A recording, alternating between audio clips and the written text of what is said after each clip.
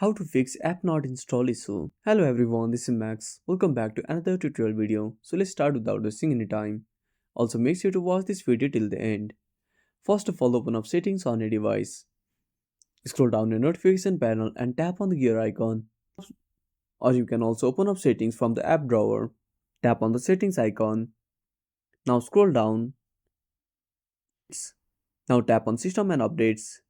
Now click on software update. Now click on software update and search for your updates. If any update available, simply tap on update. Now once you are done with that, go back to the home screen. Now open up your Play Store. Tap on your profile. Now tap on settings. Tap on manage apps and devices. Now tap on no harmful apps are found.